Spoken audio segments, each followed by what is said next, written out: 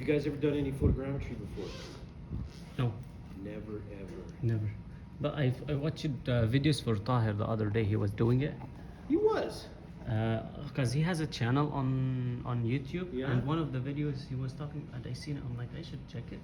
Yeah, I want to see Tahir's videos. Yeah, Tahir Hassan. YouTube videos, yeah. Yeah. Here's the man. Let's see how many. We'll have to like this. No, years ago. Like you have to check him on YouTube. I think, Maybe specifically. go in YouTube.com then. His channel isn't that big. And we're gonna make it huge. That one. There he is. 45 subscribers. Well, I'm gonna subscribe. Well, I'll have to sign in. I'll sign in later. Okay. Ooh, look at all these cool videos he's got here. Holy cow. It's right on. Go Does he have Tahir. playlists? I think he has playlists, right? Sure. Yeah, satellite photograph. He's the one who satellite there. Do you see the face? I heard him saying that. Look at this. So you guys want to talk about all this stuff? Not yet. That's after midway the semester. After Got it. reading it. Drone operation on the phone. Tahir likes showing that. Gotcha. Okay, cool. Right on.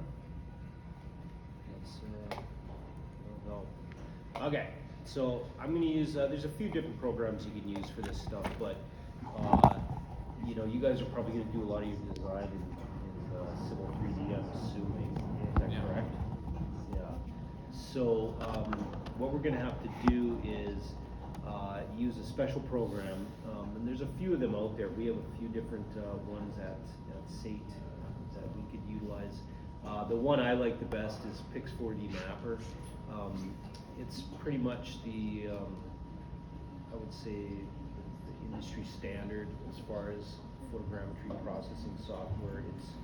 It's quite robust. It does a lot of aerial and also terrestrial photogrammetry. So if you're taking pictures with your phone, you can use it for that too and build models if you like. So we're gonna check this out, and what you could do here with this stuff is, Do we have access to this software as students? now you can get a full working trial for a whole week. Oh, okay. There's two. I've got two machines down here that have it on, where you guys can come and use two if you want. So.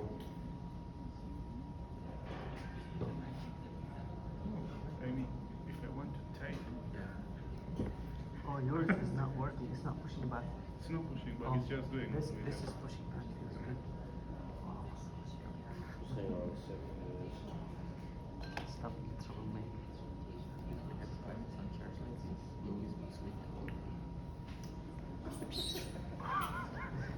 He sent me a picture for it's like night shift. We all anyone sleeps to take a picture of the snap and it's like, oh my shit is stuck. And then like closes the superintendent. Yeah. Busy schedule. Stop with the gaming updates for the second 2 months.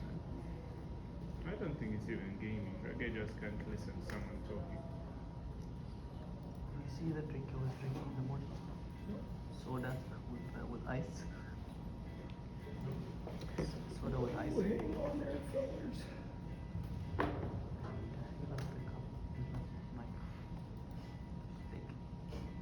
His educational license. Oh, good. Yeah. $35 a month. That Student don't pay education for it, monthly though. license is $35 a month. USD. Semester license is $100. It's not free. All right. So we got the data downloaded. This is what we've got for data. We've got a whole bunch of images. Here's our cute little promo pics, you guys. We're not gonna use those. But those are, Very young.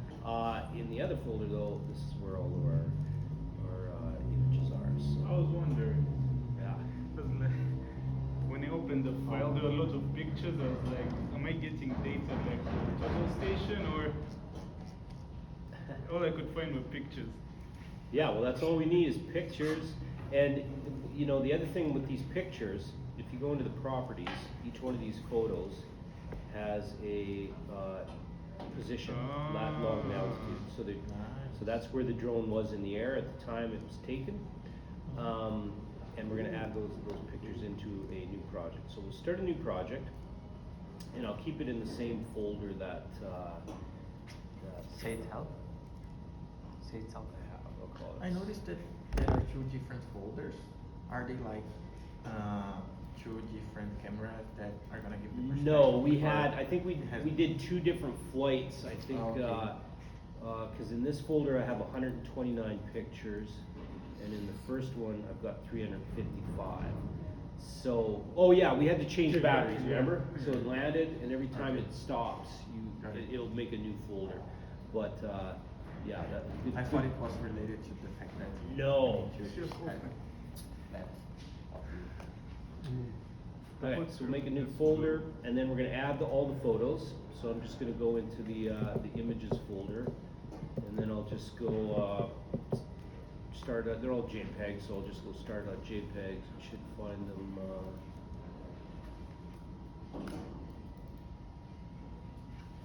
where JPEGs are.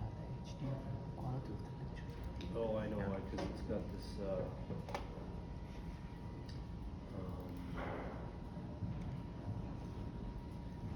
Yeah, these are some. The Chevrolet. I might buy a drone, start selling class.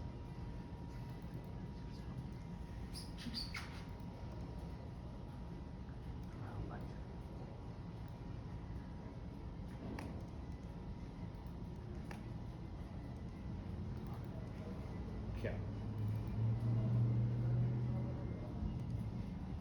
Let's add those photos again. How about, and this time let's go start dot JPEG. There we go. So you pick them all. You should have 500 pictures or so, 474 images. That looks good. We'll go next. And that, when it says reading EXIF data, that's the position information. That's the lat logs and the altitudes I was just showing you. So here's all your it's got all the coordinates taken from the those pictures that I showed you. And this stuff is all in field coordinate systems, latitudes and longitudes. So whenever we're doing survey, all of our ground positions are in latitudes and longitudes, geographic coordinates. We need to convert it into something like a flat plane, because latitudes and longitudes are on a curved surface. We work on flat surfaces for our design. So when I go next, it says, what do you want to output this to? You can output it to a lat long if you want, but that's not engineering grade. So we're going to output it to a coordinate system that we like. So I'm just going to go coordinates, and I'm going to go advanced, and then now I can click the list button and pick which list I want. So we use a NAD83, Canadian Spatial Reference System. So NAD83 is the datum, and that, if you guys talked about geodesy in Tahar's class, your datum is kind of how your it's a reference plane to measure off of.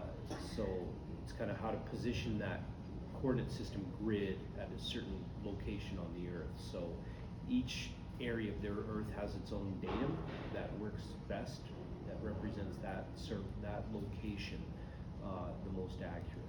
And you guys want to probably work in UTM, I think. You know, 3TM is a better design surface, these 3TM surfaces, just because the zones are smaller, which means, you know, when you're doing stuff like this, these types of construction projects, where, you know, especially when you're designing things like stairs and stuff, and you know, you're looking for that centimeter accuracy. The 3TM system is quite a bit better to design on, because the zones are smaller, your amount of distortion that you're incurring as you travel away from that central meridian is gonna be much less than a zone that's 6 degrees wide.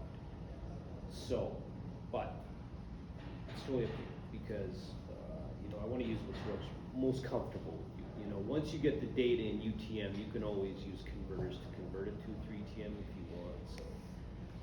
Does that make sense? What's the difference? What's the difference between what, the two zones? Yeah.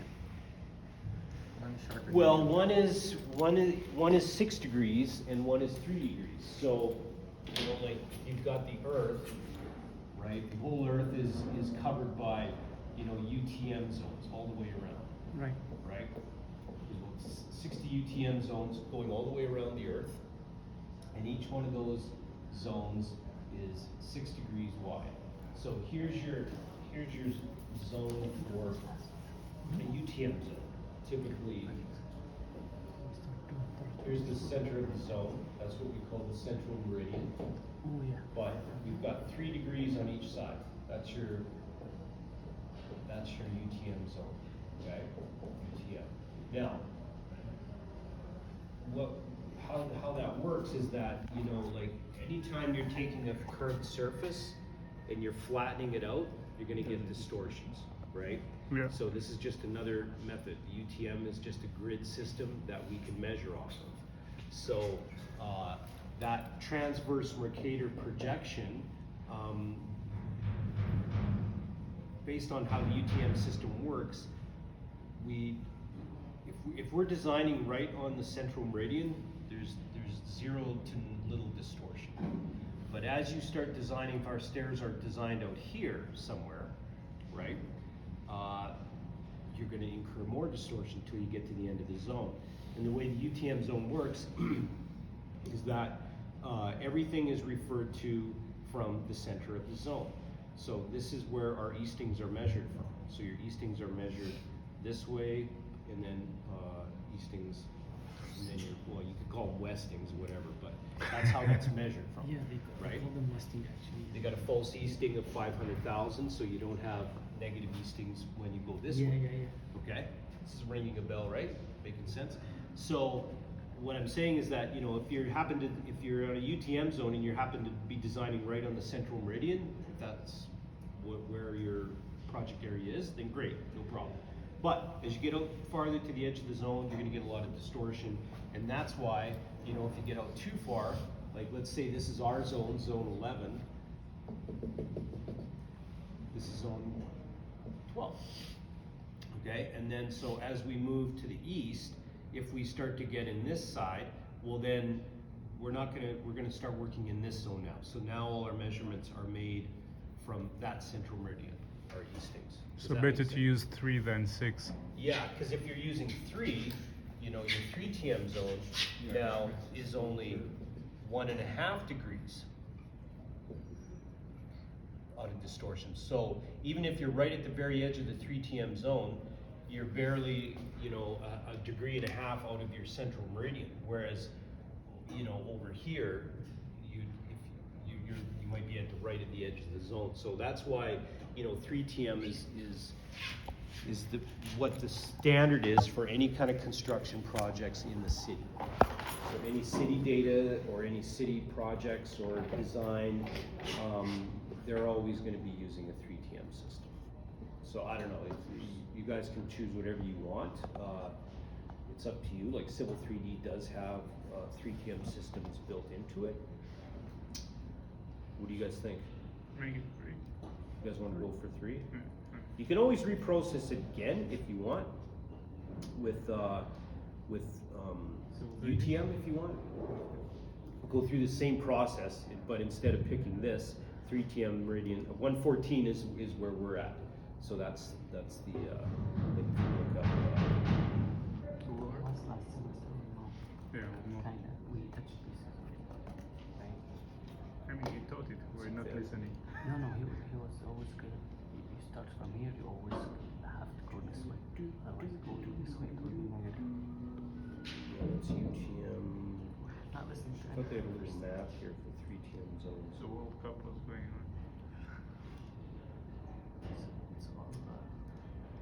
Yeah, I think those are. There was one that I just saw.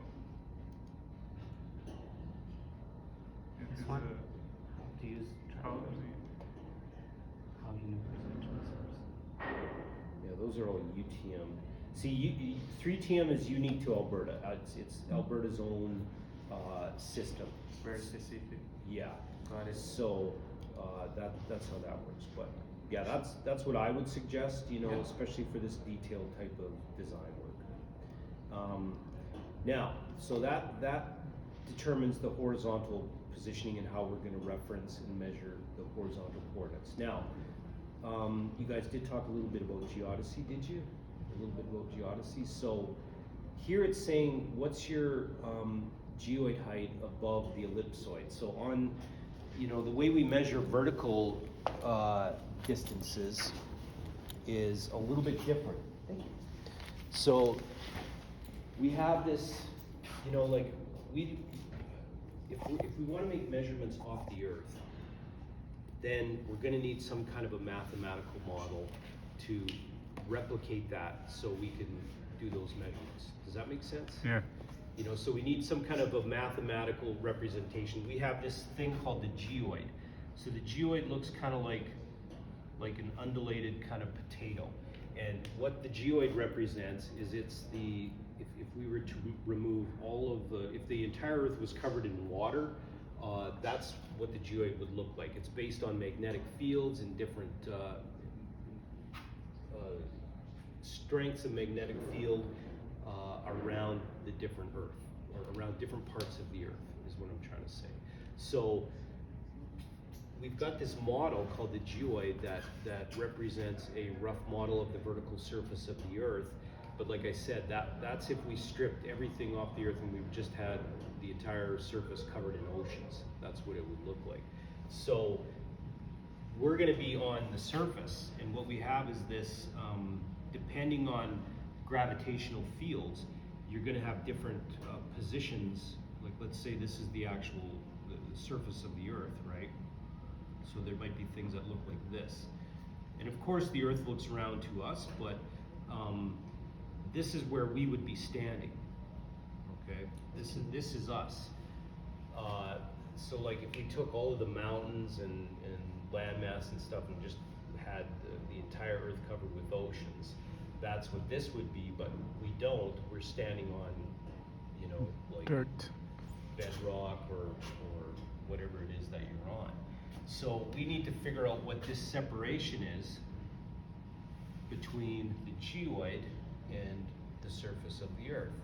And because it looks something like this, each part of the Earth has a different, what we call geoid separation, right? So the separation around Alberta between the geoid and where we measure from and where we actually are is usually around -16 meters, okay?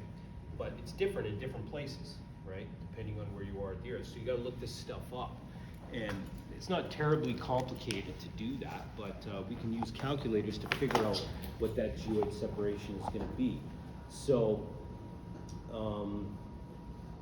like I can go on to Google and I can look at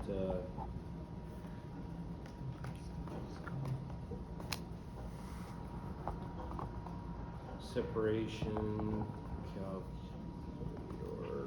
We can find it. Oh, yeah, this one's a good one. Unico is a pretty reliable geoid height calculator. So what you do is you put in your coordinates, your lat long and your elevation, and then submit it, and then it'll tell you what your geoid separation will be. So they've got an example. That's one of these places, like so over here in Southern California, your geoid separation is going to be -41. Down over here, you've got Directly below the surface, like the assumed geoid yeah, surface. yeah, like in some parts, you know, like where there's the ocean, the geoid is going to be above the surface, and other places it's going to be below. So we have to figure out where we're at, because we're over here somewhere, right? We're up here. So what we're going to do is we're just going to get Google Earth going here. I don't know.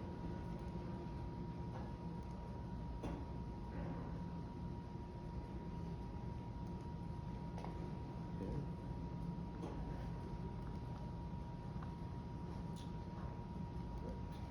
Let's do this thing.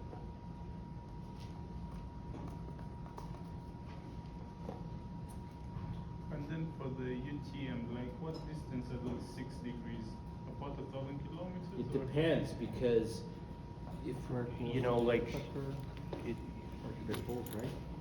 all of these UTM lines, the Oh, they edges of curve. these zones They follow lines converge of at the pole. longitude, and they all converge at the Okay. at the thing. So it depends on where you're at. The distance are always On which different. latitude you're on? Pardon me? Like on which latitude you're on?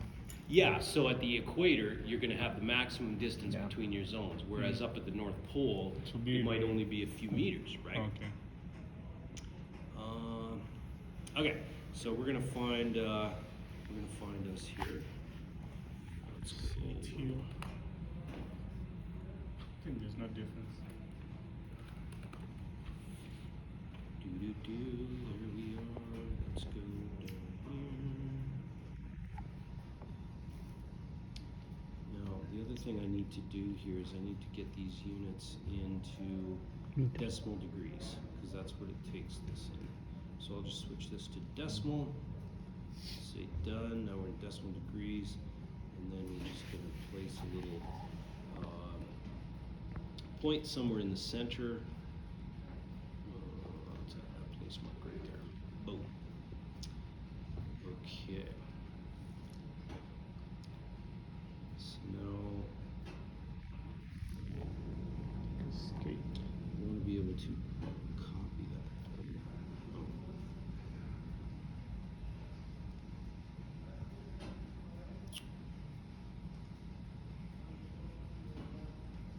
I think if you hit escape to stop You know it. what? Let's just install the program. Be way faster.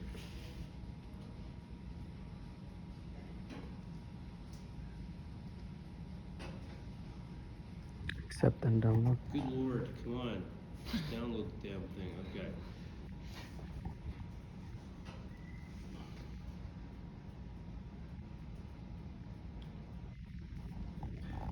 I have read and accepted the terms and conditions. I haven't read, but I accept.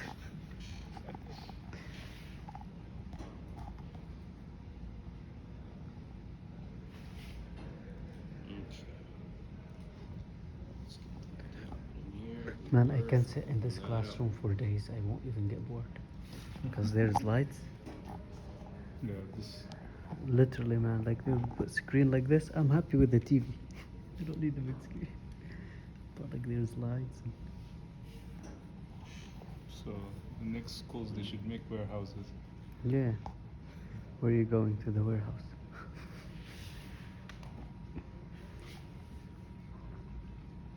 Go home. I live in the basement, so no lights. I live in a basement. In a basement, no lights. Okay. Like I Let's have get a our window, coordinates but in only decimal lights. degrees and meters. That's what we want. So we'll zoom in here, place a little marker somewhere in the center of our zone there, and then we're just going to copy these coordinates here. We'll pop those into our little calculator. So we got our latitude, copy our longitude. I'm gonna make them 30 minutes videos so they can send. And we'll also need our Don't send any elevation, size. which looks like it's around It sends any size. 1065, Yes. somewhere around there. Share it as a document.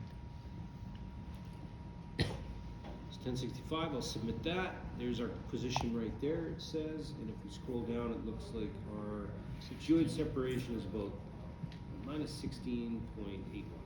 So we're gonna pop that into here.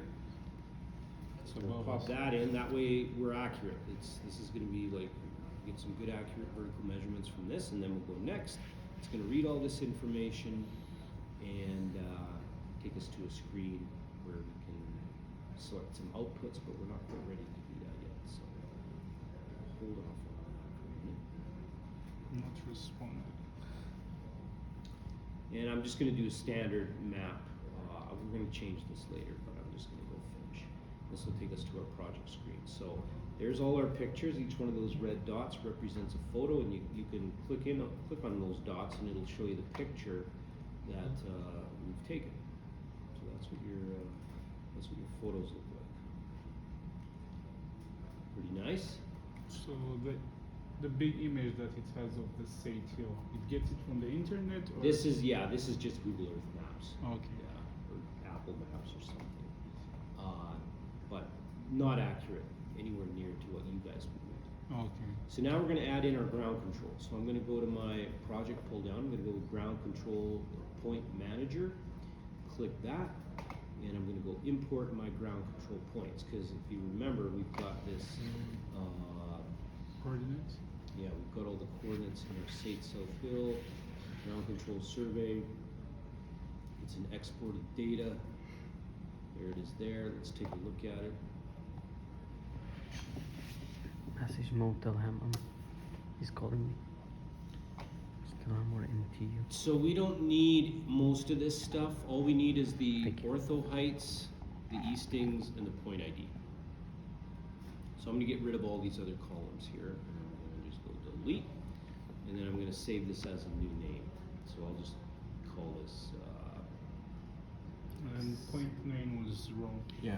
point 9 is wrong? Okay. Yeah. We'll set that up. So I'll just call this, edit. So point 9 is bad? Yeah. Okay, so we'll take out point 9. We can remove it later too if we want. So I'll say close. Now we've got that small file, and now I'm going to go import my GCP. So you got to make sure it's in XYZ format. You can also, it might be like Northings first. That's fine too, no problem. But we're just going to go into exported data, and then pick that edited version, and say okay. And we should get 9 points that pop up. Uh-oh.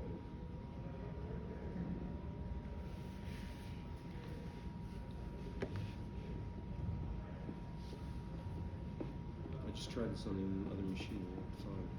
What happened?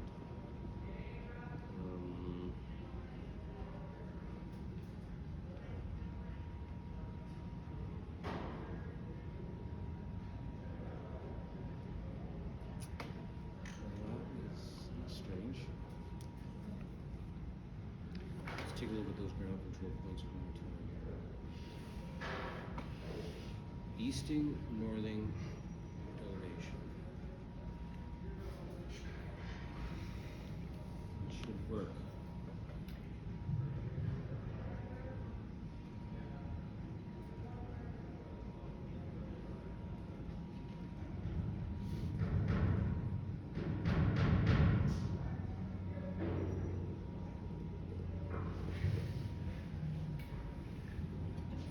Wow. That It is is that one of strange. the I points just is out did of this on the the- other computer. It worked fine. Hmm. Where did these guys land in? It should show us some blue points somewhere, but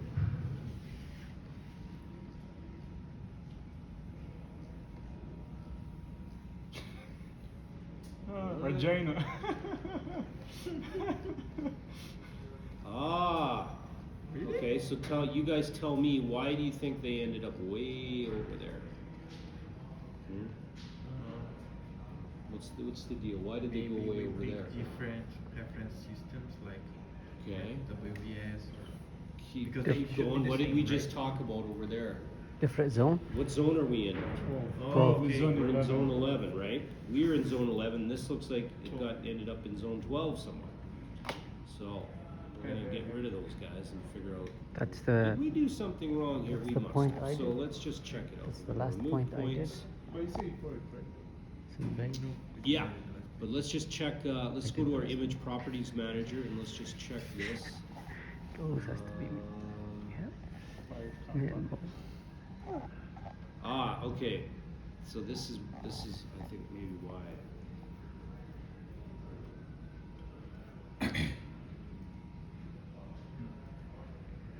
Not even Saskatchewan. Regina. So this is what it thinks the coordinate system is in, okay? So it's, right now it says, hey, Rick, you're gonna import some points, and those points are gonna be in blah, blah, blah, 3TM, but Ours is they're 6, not, are they? I guess. These are in UTM. Yeah. So we have to tell it, and it should convert it for us, no problem, but we're just gonna edit this, and we're gonna say, you know what? Our ground control isn't actually in 3TM. Our ground control is Is in in UTM. I said, So we're okay, just gonna okay, scroll okay. down to here, make sure we're in zone 11, and say okay. Our geoid separation will stay the same, that's not gonna change. And then now we can go ahead and import those points, and they should look fairly simple. Say okay, there they go. No problems there, and then now if we go back to our site, there's those points. So Okay. what do these blue points serve? Those are your ground control points. Those Yeah. are where you surveyed. And if I zoom in to like a point, this You're gonna that's see. the center of the picture, right? So I should be able to click this, and And if see I the look real targets. close, there's the target right there. See it? Nice. The See that this guy right there? box? This The guy? pixel? No, this is The the targets mat. that we The placed mat we there. did. That's Before the flying little drone. target. It's Oh, good. the drone target. Yeah. Okay. And this is the That's- other. Here's looks like another a pixel. target. Yeah. Should be another target. There's your Okay, target now right I there. see. Okay? Good, so that's looking good. So let's give this project a save. Now, there's gonna be 2 phases to this, okay? So the first thing we're gonna need to do is, we're not gonna have anything in the Ray Cloud yet, because once we do the initial processing, then we'll be able to see something a little bit more spectacular. So I'm gonna go to the processing options, this little button down here, and I'm gonna turn off, these are our outputs. So we can output point clouds and meshes and surface models and orthomosaic maps and things like that. But we want to do the initial processing first, and that takes a few minutes. So what the initial processing does is it takes a look at all your images, compiles them, and makes each photograph aware of where the other photographs are occurring relative to each other, and it also takes notice of where the ground control is. So we got to do the initial processing first, then we do the other processing afterwards. So in the initial processing, I'm just going to turn on advanced down here at the bottom, click, and then I've got a couple of extra buttons up here. I'm just going to do a full key points image scale. That means like take a look at each image at full scale, and it's going to try to match each picture to the other picture. So it tries to find similar pixels from one picture to the next to kind of stitch them all together. Does that make sense? Mm. Yeah. Yeah, okay. And in the matching, we did an aerial grid, so that's the one we're gonna pick. I usually like to turn this on, use geometrically verified matching. That helps the software stitch the pictures together if you've got sketchy images. If the images don't look too good, or they're hard to match, if you got a lot of sun angles or things like that, this can help because it takes a look at the coordinates that are burned into each image that I was showing you earlier and uses those coordinates to try to match the photos. So once I'm done that, I'm going to say okay, and then I'm going to start the processing. So this is probably going to take about an hour and a half. So what we'll do is we'll click start, and we're not going to wait an hour and a half, but I did start this earlier this morning on the other machine, so we'll see if it's finished here. I started this Was probably going to this. 2 hours Mhm. ago. What was going to this. No, see, it's still going. See, it's still trying to match these. Has loops. Here, it's all green. So that's This is gonna take above a the couple of geode. minutes to do. This is below the geode. That's why he's here. Doesn't work. Doesn't squeeze. And then once that's done, you guys, then we get to start marking the ground control. So there's kind of two more phases that we have to do here that we might have to book, like some subsequent meetings, or it's not really even terribly complicated. I can send you some videos. You guys can give it a shot and see what you think, but or you can come back in here and goof around with it if you want. But the next step after this is done, the initial processing, then we have to do what's called marking the ground control. So that's where we go in. Like right now, it knows that, okay, we've got coordinates for each one of these blue points, right? An easting and northing and an elevation. But the software isn't, you know, terribly intelligent in that it doesn't know that that little picture, that little target is actually the ground control, right? So what we have to do is we have to say, hey, you know what? That blue marker right there, that's that thing on the picture. So we have to teach the software where those things are. So it will move the image like. Yes, centrally. exactly. That's The how it software references it. is gonna stitch all the pictures together, and then we need to place the whole picture in the right place, and I That's don't know. right. Yeah. Because when we tell the software, like right now, like I said, it knows that that point should be at XYZ, that point's at XYZ, but it doesn't actually know that XYZ on the image is right here. We're gonna tell it. You know, it knows kind of roughly that it's around that area somewhere, but we want to get right to the millimeter, right? So that's where we get in here and we zoom right in there, and then we say, okay, point 1, bam, right in the center of the target, that's where point 1 is. And then once that's tied in, then it knows, okay, we can bring all of those pictures, because right now they're kind of floating up in the air where the drone was, right? So now we can tie it down to a ground model. And that should give you some really good accuracy depending on your survey methods, which I can see based on the output and some of the reporting stuff that we did when we processed those points. Your surveying was pretty good. So, you know, for instance, your quality here, your 3D quality is about 3 centimeters, which is pretty darn good in the vertical, and less than 2 centimeters in the horizontal. That's really good too. So if you ever need any more details on the survey information and how accurate your surveys are that you did when you had the GPS out there, this is what this would tell you. Does that make sense? Yeah.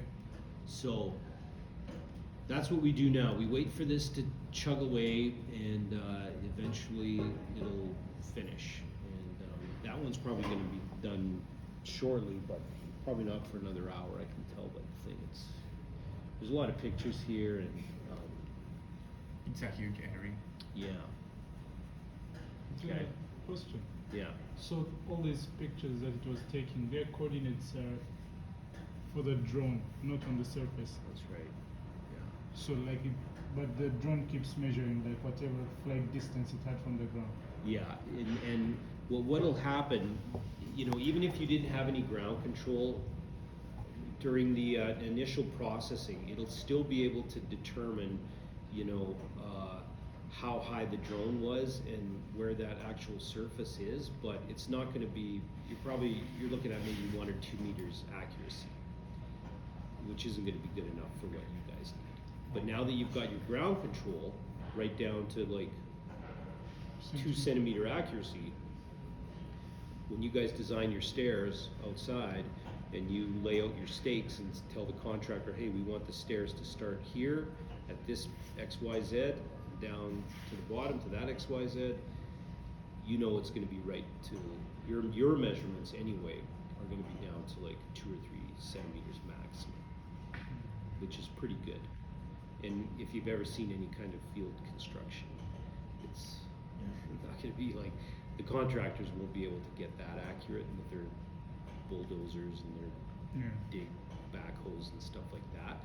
So yeah, you're gonna your part in this process is going to be, you know, you can confidently express to the consultant or the contractor that, hey, these positions where we designed our stairs are accurate to, you know, 2 centimeters. a couple of centimeters.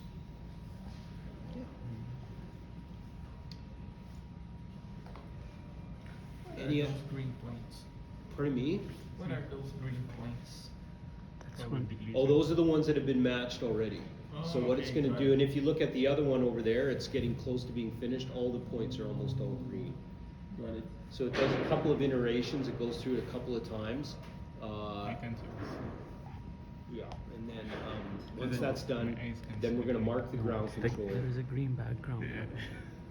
And then once the ground control is marked, then we can start to output certain things. So, you know, after this initial process is finished, we're going to come back into here. We're going to go to the ground control point manager, and or into the ray cloud, and we should see a bunch of pictures here, kind of in a 3D perspective. They'll have all the images shown. It looks pretty cool actually, but we'd have to wait for that to be finished. And then we're going to mark the ground control, and then we can start outputting the stuff that we want for our deliverables. So in the export, you guys are probably going to want things like an LAS file. Civil 3D works very well with that. You can build good surfaces with an LAS. We can also output, if you wanted to get this into like, you know, a virtual model or a Revit or something like that, you could output a 3D textured mesh in various different formats if you want. And yeah, nothing over here. And then you can also output other formats too. So you can do a raster DSM. That's basically the same as the point cloud, but if you output a point cloud, that LAS is just going to be a whole bunch of little points, like millions and millions of little points. That's going to look like a surface, right? And then you take those points into Civil 3D, and then it'll build a surface from those points. The other way you can do it, instead of getting an LAS file full of points, you can get a surface, what's called a GeoTIFF image. A TIFF is an image file format, and what that does is it'll sometimes the GeoTIFFs are a little easier to manage, and Civil 3D does utilize the GeoTIFFs a little bit better than it does the LAS file point clouds. I usually go with this format, but essentially what happens is that if you export out the DSM, you're going to get a file format, one single file that says TIFF. So it'll be like ortho.tiff. And how that works, instead of getting a whole bunch of points, what you get is an image file with a whole bunch of pixels. You know, just like a regular, you know, if you take a picture and you zoom in real close, you can start to see the pixels. You know what I'm talking about? Yep. Yeah. So each one of these pixels, like on the image, and notice how it says it's a GeoTIFF. That means it's geospatially aware. It's been geo-referenced. So that means each one of these pixels has a position on it. So, you know, the center of that pixel will be, you know, have an X, Y, and Z coordinate. And then what's neat about the GeoTIFFs is that the elevations are burned into each pixel. So you have the elevation value of each pixel. And if you open up a GeoTIFF, it doesn't look like a picture like what you'd see on your phone. It's just a big black image. There's nothing there. But it does have information about where that pixel is horizontally and the elevation value of that pixel. So if you were to take the GeoTIFF image and kind of tilt it over and look at it, you could see it looks like a surface. Does that make sense? Yeah. Yeah. So my suggestion is when we get to that point, we'll probably output an LAS file just because we might want to have it. We can output a textured mesh in case someday you want to get this into, you know, I don't know, build a virtual model or 3D print it out or something like that. And then we'll also output the GeoTIFF. And then the other thing we want is the orthomosaic. That's the maps. So that'll look something, you know, like this, except accurate.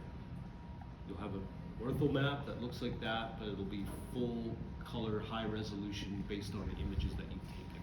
And that'll be your engineering grade map, your orthomosaic map that you can make measurements off of. It'll be all geospatially referenced in a 3TM system, and now you start designing. So you take your DSM surface or your LAS and build a surface in Civil 3D, and then you can overlay your orthomosaic map to have something that looks like that. So you'll basically end up with an image like this. With the high resolution. Yeah.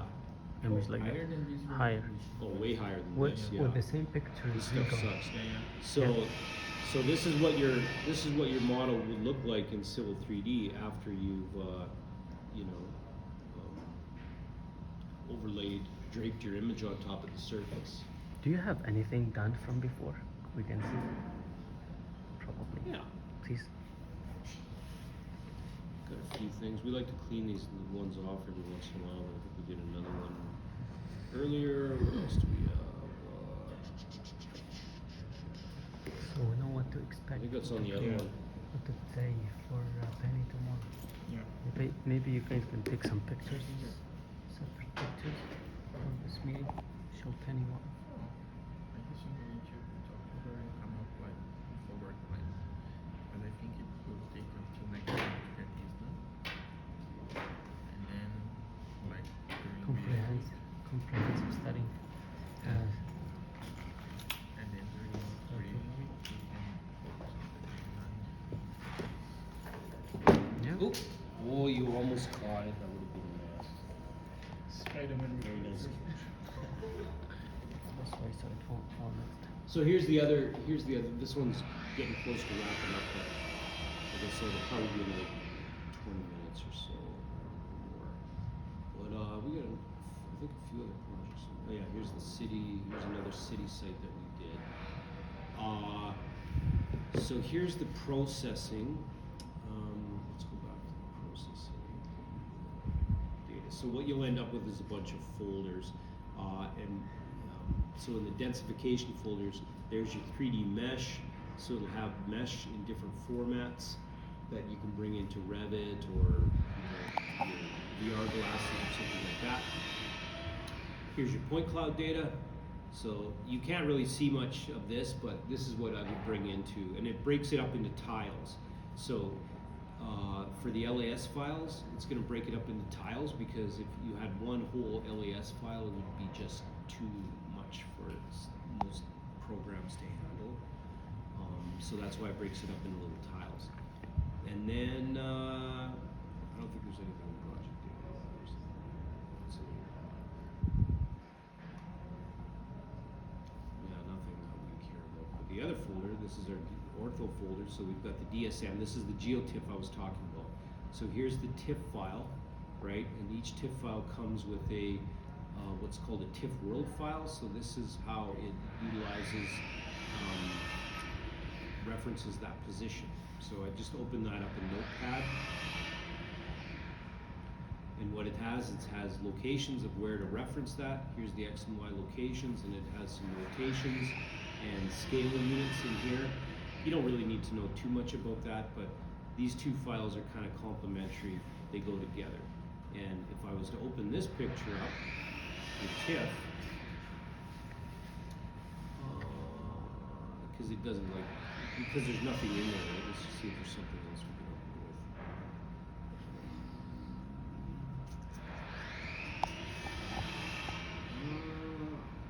Windows folder here. That's the same one.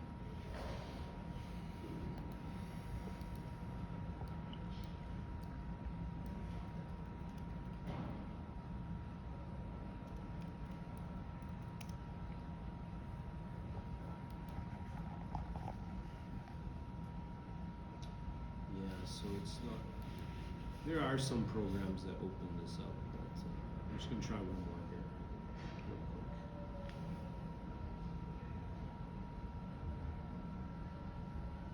No. But basically, it's gonna look like this, just a big white black sheet. There's nothing there, but each one of those pixels has an X, Y, and a Z reference to it. And that's what we can build surfaces from Civil 3D with. And the other thing is your orthomosaic maps. These ones we can see. So when it builds these maps, these orthomosaic images, it gives you one total file. So this is the whole area, but it's pretty huge. It's almost 2 gigabytes for one picture, right? And even if you try to open this up, it's too big. Can't Really do it. Photoshop. But you can use, but then it also breaks it up into tiles. This one's a little bit more manageable. So each one of these is a little bit smaller. So there's part of it, and you know that's the edge. looks like the edge of the surface there, and there's the other edge, and if we scroll down a little bit more, we'll probably get the full image there. So there's your images, and if each one of these images is what we call a geotiff, which means it's georeferenced, so it's ready to be used in Civil 3D. And that's about all we can do right now until this is finished processing. So we probably should. When can we come back, you guys? I'm out all day tomorrow. Friday morning. Sunday. Tomorrow is Friday. I'm out all day tomorrow. Thursday. Tomorrow. What about Monday? Do you have any time on Monday? Today was Wednesday. No. Do you guys have any time on Monday? Maybe after 3.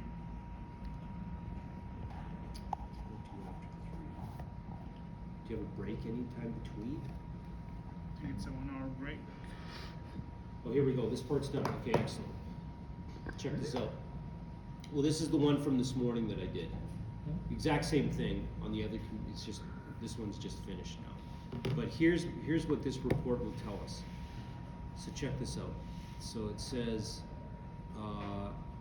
it gives us a little overview here of some of the different things. So we've got, it looks like it found on average about 73,000 matches per image. 473 images total. So it looks like one of those images it couldn't use because it was bad data for some reason. That always happens sometimes. We don't have any GCPs in yet, but we can get a little bit of an idea as far as our accuracy. So what we like to look at is things like this kind of a model. So this is what we like to see. This looks really good. That red dot is probably the bad photo, and those usually happen at the edges of your data set most of the time. But where we've got two dots, there's a green dot and a blue dot. The blue dot is where that, when we first brought the images in, that's where it thinks it is, based on those coordinates that I was showing you on the file format, remember? With the lat longs and altitudes, that's where those are. But after it does it all, it stitches everything together and kind of, rubber sheets it to where it thinks it should be. The green points are where the photos actually are. So what we're looking for is very little deviation between the green and the blue photos. So in places like this, where you get a little bit more deviation, that probably means, there was some excessive slopes, like maybe there was a big depression in that area or somewhere. Maybe over here there was like a big slope or something, but something's happening, but it's not a big deal because it's still matched and it's still found out where those points should be. And so it looks like we've got some, bad data that it's excluded on the edges, which is fine. That's always to be expected. But the center of our data set looks good. Let's take a look at the bundle adjustment. So this is basically what it does, is a huge least squares adjustment on all of these points, on every single pixel in every single photograph. Basically tries to tie everything together. There's just another representation of our error ellipses. But this is kind of what we're looking for here. So this is going to, right now it's not that great. You can see it's about 0.5 meter in the vertical, about 0.5 meter in X, Y, and Z. We don't have any ground control in, and that's actually not too bad for something that hasn't been You mentioned it corrected should be yet. around 2 meters before Yeah. inputting the ground. So as long as your ground survey went okay, those numbers should go way down to like centimeters. a couple of centimeters. Yeah, that's what we're expecting. But we won't know until we get the ground control. So once we've got that done, actually, hold on here. I think we have time to do this.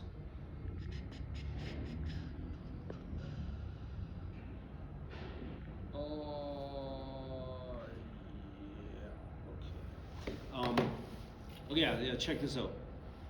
So here now we've got this cool representation. So after the initial processing is done, now it builds this big kind of array cloud.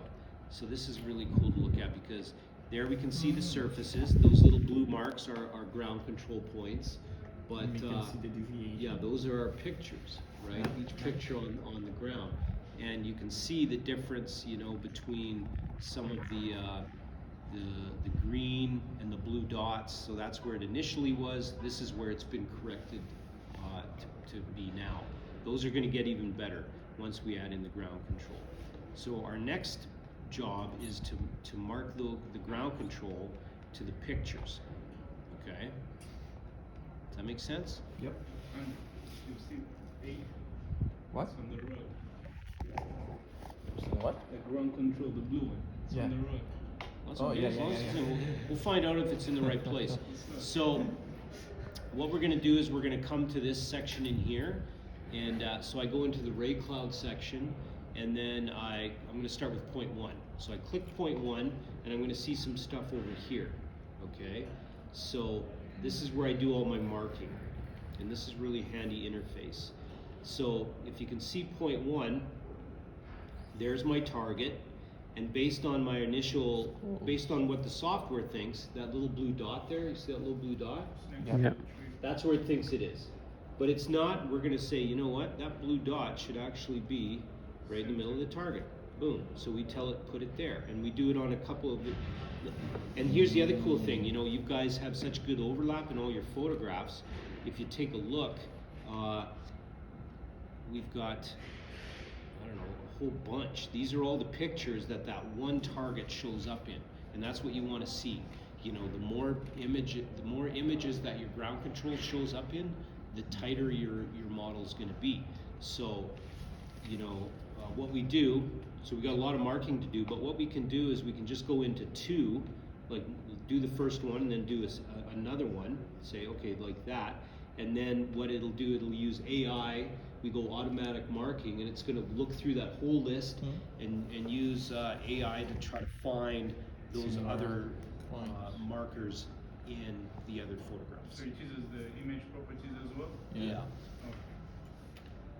So it look for something that's like No, it's black and it's just looking for similar pixels. So when I pick there, it says, okay, it studies all the pixels around in a certain, within a certain tolerance, and then it tries to match, it takes a look at the second picture and the third picture, and it tries to match that same pattern, okay. you know? And for the most part, it does a pretty good job. Like if we take a look here, it looks like it did the second one, and it looks like it did all these ones down here. I just go in and check it, so. Yeah. So it did all that automatically. It saves me a heck of a lot of time of marking those in. And sometimes I'll just go right down. How did it do here? Yeah, it looks good, looks good. And some of them it couldn't quite figure out, like this one, didn't seem to know. So I'm just gonna do that manually. Click, click, click. I think there's one above. There we go. Looks like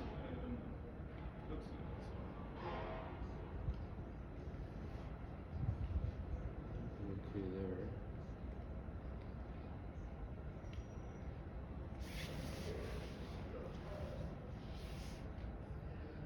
That one we can't quite get in. It's not I think fully in there. it's- Oh, yeah, there it is. Okay. yeah. Yeah, okay, so I think we could still It got grab Okay. that. Boom, like that. See what's below. Right in the center, bang. Bang. These ones are at a good angle, but no problem. Yeah. You should be able to get them in there. As long as we can see it and it's not obscured, we can kind of see where the center is. Yeah, these two not gonna happen. So once I got all those marked, so check this out. Over here, this is point number 1. Right now it has a 0 beside it. So after I'm done marking, I'm gonna go apply. And then what happens is that it says, okay, holy crap, that 1 point ended up in 40 pictures. That's pretty awesome. So I'm gonna do that for the rest of them. So I just go to point number 8, boom. Do the same for point number 8, boom. Do some auto marking. See how many we can get there.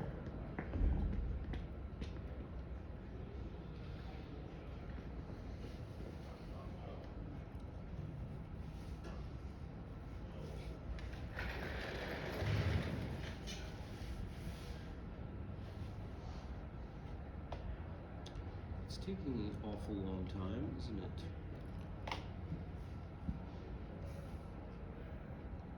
I'm just gonna shut this other stuff down here. Come on, hurry up.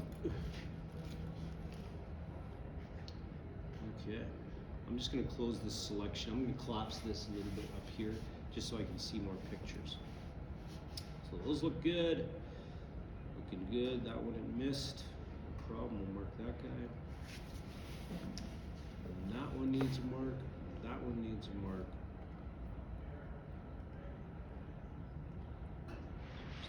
Those guys in. And I'll tell you what. You guys, do you guys have to go? No. You're fine. Okay, I'm gonna do this one, and then you guys are gonna do the rest. Okay. Mm-hmm. And then the other thing I could do, you know, sometimes what I'll do is I'll add in a bunch, like maybe even just a couple more, and then I'll do the automatic marking again, and it'll use the additional marks that I used to build the AI machine learning Nice, the even other ones. further, and that can help out. So hopefully it'll grab the rest.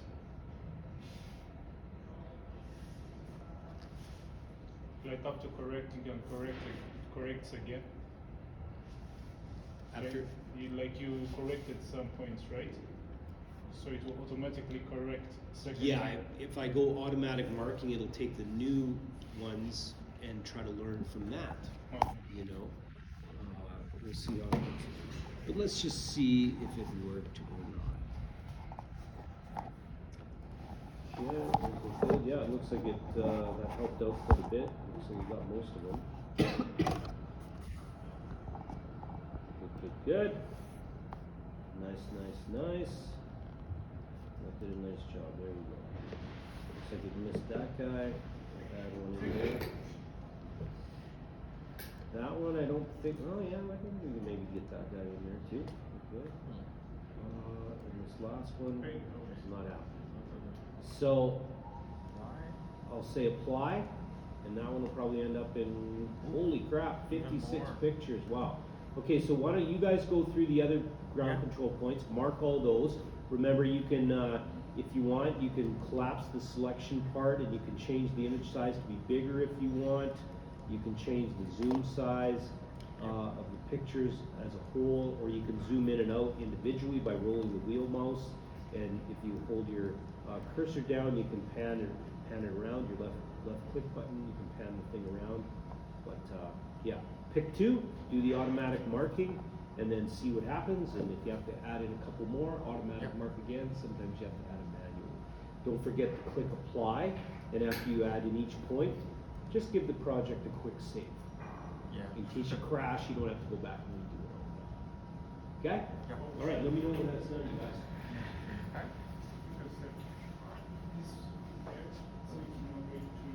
Really? Yeah. Like it's just blowing above me. So now it's 0.3. Now my eyes are watering, twitching.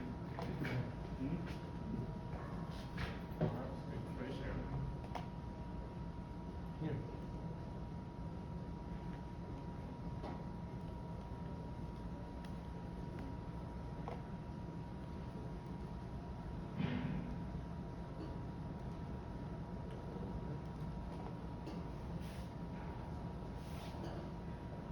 So we have done 2 and 8.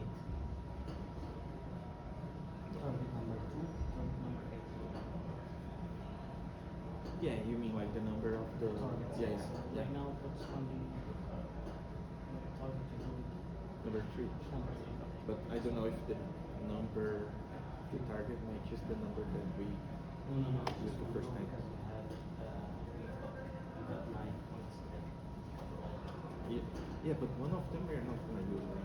Oh, It's the bad one. number 9. Yeah. Don't worry. We were all tired.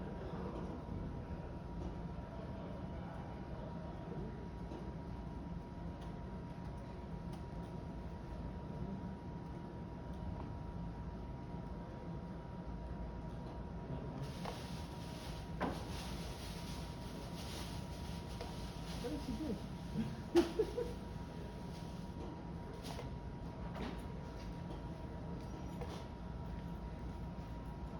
What's he doing? Have a smoke? No, his eyes are twitching. Oh, they're twitchy? Yeah. Going outside helps him. He wants some fresh air. I gotta run over to the other building real quick, guys, but I'll be right back. Yep. Thank you. You bet. 37 pictures per point. 56. Oh.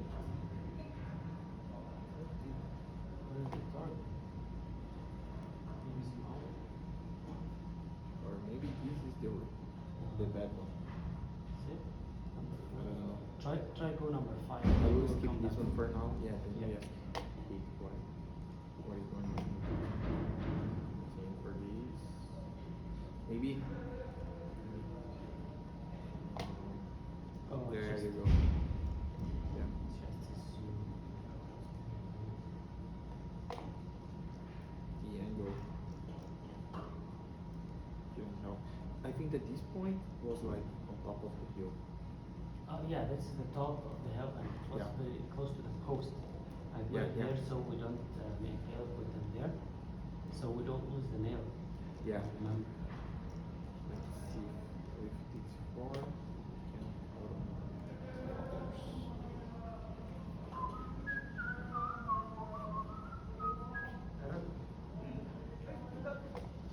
Should be covered. I don't Every know why time- they left it open. Every time this stuff happens, What? something great. No, it's not about wind, it's wind. Like hot air blowing at my eyes. Like whenever there's wind Like and it fan. keeps blowing at me, my eyes just start twitching and get watery. Hey, hey, hey. This one should be closer. But where's the post? Here. No, not this one.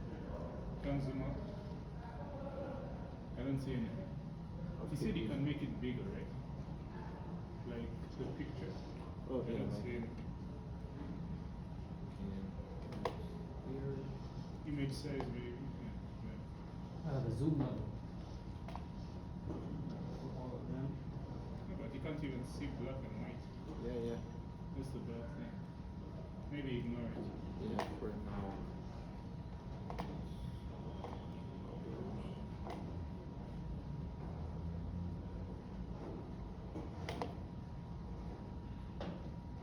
Sorry. Oh, Andre, you're not gonna have this in those pictures. You're not gonna have, yeah, so those pictures wouldn't. I think it's just a little bit to my side. In that picture, so you can't see. The red truck, the red It's car. like Yeah, I'm farther trying. this side. Oh, got it. Yeah. Yeah, The yeah. red car. It's not there. It's Okay, it's farther not this side. It's you're not okay. gonna- we have. Okay, after wow. See again it was 30. Now it's twitching. Number 5. Go wash them. Just blowing hot air. Oh, Just go wash this them. one? Okay. Probably here. Yeah, it was on the side as well. Tell you, this is $1,000 a peso. $1,000. See. Try one when you graduate. Trust me, if we're gonna work in the field, I'm gonna buy one of them. Wait, what? Gonna buy a drone. What? Buying a drone. I can't claim it. It's You know, $1,000 at you Casa. know, you let the company can claim it. The company, they'll get it. I used to order so much stuff. I did my confined space, so I used to open the files and do the painting. I went and I did my confined space, just the What, maps. you paid on your own? No, The company they paid? paid. They paid. Oh, okay. I used to get like those stools, scooters on site high. Every week- Skateboards? Yeah. You say it's good. It's like Yeah, no. Like a scooter you just sit on. And we got the spinners and all that stuff. Oh my god. On my last day, the supervisor was like, "Can you stop for stuff? You're done with the meeting?"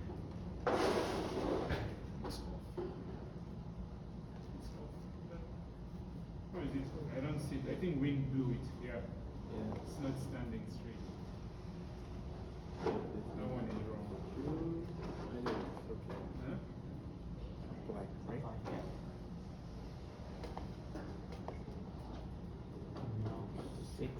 guys only find 11 pictures, right? Oh, a lot of bad pictures. Can you delete pictures? I don't know, but I I wouldn't think do it that. all- Yeah, that's bad. I think it will only take the one you want. No, it will auto-mark the others. It's supposed to be deleting these bad pictures, but it's not. Or maybe it deleted it. Probably ignored it. So the purpose of this, so we can have a file goes to Civil 3D, Yeah. so we can make services on it. Yeah, as in like if you're designing to point accuracies. So you will have elevations right now.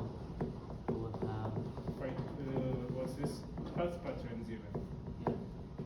Because like if our stairs are going, wherever those horizontal, the diagonal tracks are passing by, you can use them as landings.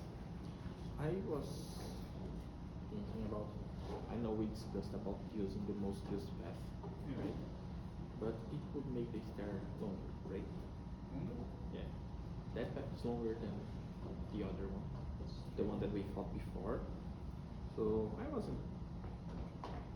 was thinking about using the shortest path instead of the other one. I mean, is there any difference? I mean, It would be straight. huh? The other one, we need to. Even the other one, though, Penny said we couldn't make it straight. Because she said, like, if in case of someone falling, that's what stops it from making it straight. But Because you have to build it yeah, we regardless. need to do this in case you have like a lot of stairs and small landings. But I think we are gonna have pretty long landings, you know. Like, what, you make it, Like every 3.7 meters we go up, we need a landing. I think that these landings will be long enough, like to stop people from falling all the way down. but you want the landings to be straight. I thought the landing would be bending now. On the landing be bending. I don't know. We need to think about it. We'll do two designs. No. Two No, no, no, designs? Like I mean, think about two designs, not one design. Oh, okay. Because also Check what's the best. Yeah. the thing that makes the west side better than the central path is that Is the west both. side is at the end of the parking lot. So people can walk on that side. But the central path, it immediately throws you into the parking lot. And then you have cars in between wherever you're going to be passing. Because I think that's why people are Makes using it. sense. Yeah, yeah. There's a reason why people are Yeah. using the left side and not the mid path. I thought the only reason they were using that path is because they parked their cars as close as possible No, to the like- building and The guys park there, but what I also saw, guys also come from 10th Street, walk across the parking lot, like where we were, Yeah. and they come still to the other side. And even if they like I saw, was it a couple? Yeah, they came through the. Let me get your picture. Actually, just stop there. They came through this path, went here, walked horizontally, Okay, and then yeah. went up. They still come back Yeah. and use the. Okay. Everyone like comes back to use the west side. Because even the same students I saw, still the same thing. But just because like I think we need to see how it's gonna look like after like overlaying whatever our serving model will be and our design, because just to make it look nice, you know what I mean? Like if it's sinuous and And they said she knows architectural students, right? but we are not gonna have time to talk to them. No, as in they can just give us a suggestion. Nah, Huh? I don't think we're gonna have time to. If there's a student that can tell us, like, give us a suggestion, like use this, use that. I don't know. It's also sometimes, like as you say, engineers look for the easiest way out. Yeah. An architect will tell you, make a roof that's upside If I'm down. not wrong, the guy who talked to us on Friday. Tuesday, he said if engineers were supposed to design everything, every building would be up. It should be a square. Yeah. Because it's the most efficient space here. Why not? Even, you remember, what was it? Monopoly House. Yeah, yeah. Yeah, it's a square shape. Yeah. But since squares are not efficient, guys make them cuboid. Yeah. Oh my god.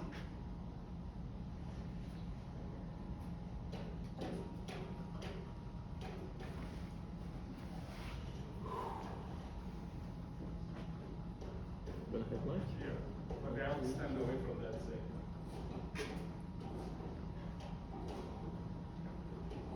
I used to take what's this? Eye drops for this. Like at least here in Calgary, the wind isn't moist. Sorry? The wind isn't moist, but if Yeah. the wind is moist, my eye is like I'm crying in the morning. Every morning I'm crying. Okay, I'm controlling that right now. You can do it again. Oh, you can do it this week. There's a good shoveling of the ass. Yeah, it was so good. CMS. CMS. Actually, I like the work for something fun. Yeah.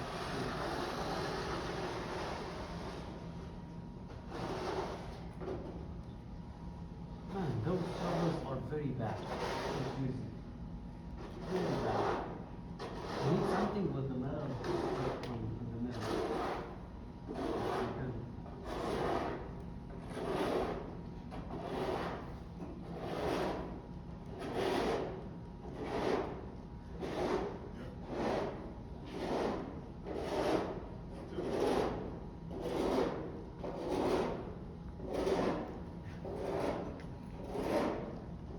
Just a red one. A little. It's just film.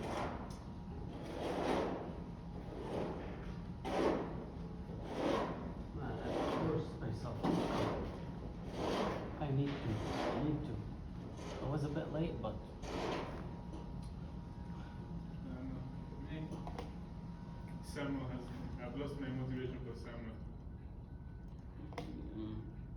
I almost had it. I told him I don't know how to read drawings. You could help me. He's like, seriously, you don't know anything. I said, no, I know, but No, but I also don't like that fact about him. He doesn't have the teacher spirit. Like he doesn't have the spirit of teaching someone. But for example, today he was saying that we are supposed to use MS Project to do whatever we need to do. I have a feeling that he doesn't know how to use MS Project. I doubt it. Yeah, because I was almost asking, hey, can you show us an example how it should look like on project to understand what I need to submit on yeah, the we're 12? gonna be using LinkedIn Learning for that stuff. Yes, I showed you that. It's a 55-minute video. For the MS Project. Yeah, I have to watch. And you get that license on your LinkedIn. Yeah. The same guy? But you also have that. Okay. Like all the project management courses, he has that. Good. But this one, F1, I looked for the shortest video because I'm not going to watch three Yeah, hour yeah. videos.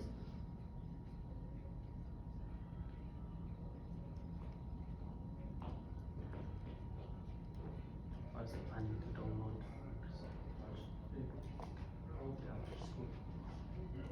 So, and I think that point 9 is the bad one, so I don't think it's even there. You didn't import it. yeah. Yeah, that's the bad one. No wonder it was on the road. So should Delete be it. done.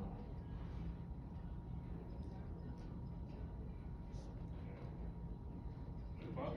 Corrected. Correct. I think yeah, this difference is the correction. I'm telling. That's right. That's right. Hmm? Here it is.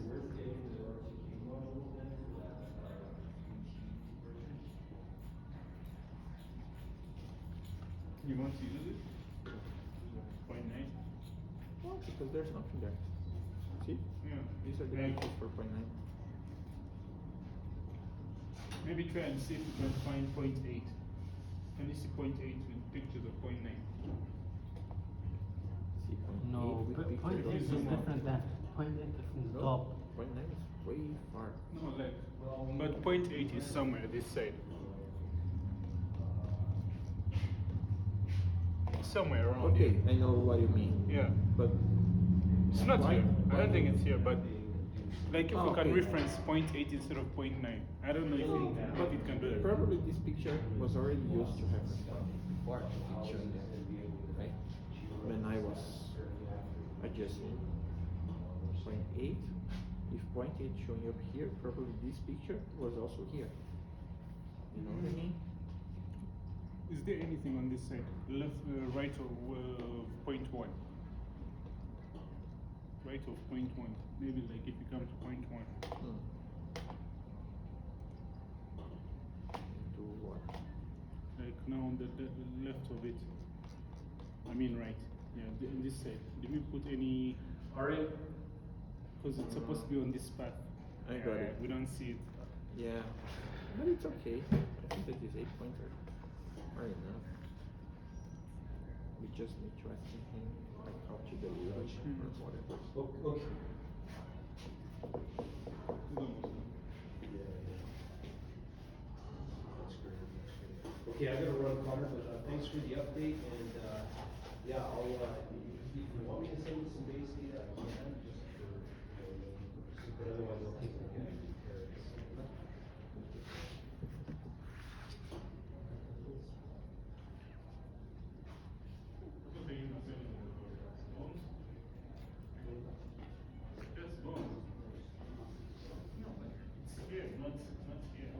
Sounds good, okay, I'll talk to you later, Connor, thanks a lot for the update. Bye now, bye now. There's two muscles right here. No, I thought you meant like along this one. But there's nothing. But here, yeah. Inside the cold contrast. Okay, guys, how did it go? Yeah, Did you rock it? We we want just to do didn't do it 0.9 because this is the wrong one, right? Yeah, that's so the bad one. pictures are showing. Excellent. Okay. Very nice. Okay, so now we're gonna go save, and then once we tag all of these images, you have to do, before we can actually go to this process here and output all of our stuff, we have to re-optimize, and that's gonna take probably, you guys don't have to stick around for this, or you can come and take a break and come back, but that's gonna take probably about 20 minutes to re-optimize. And what it does, it takes a look at all the places that you've marked, and it tries to reorientate the pictures and yeah, kind of Step over or? Shift the target of the picture. basically shift. It's gonna try to rubber sheet it into the points that you picked. Okay, still not stapling. Yeah, because remember, like, there were certain images where it had that blue dot, it thought it was there. Yeah. Well, that's, probably, 25 centimeters from where it should be. Yeah. So now that you've marked it properly, now it has to reassess it and re-optimize the entire set of images based on your ground control. And then once that's done, like I say, it'll probably take about 20 minutes.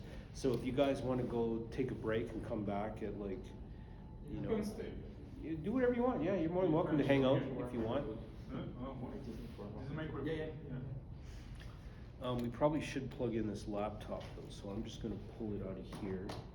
And let's go plug it back in, just so it doesn't run out of juice on us. 2 hours of pure fox.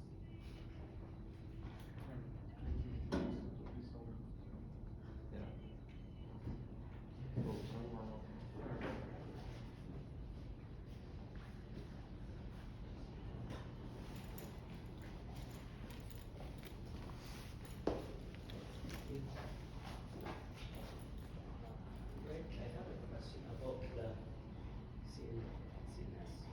Yeah. Is there separate courses you have to take? For the CNS? Yeah. What's the CNS? Someone asked me about courses. The one I do like the musical play sometimes. So I don't know anything about CNS. Canadian Spatial Network? Like, I'm not sure what you're referring to exactly. So he wants to do surveying using the drone as well. Yeah. That's what we did. Yes. Do you have a Yes, cause, you know, like,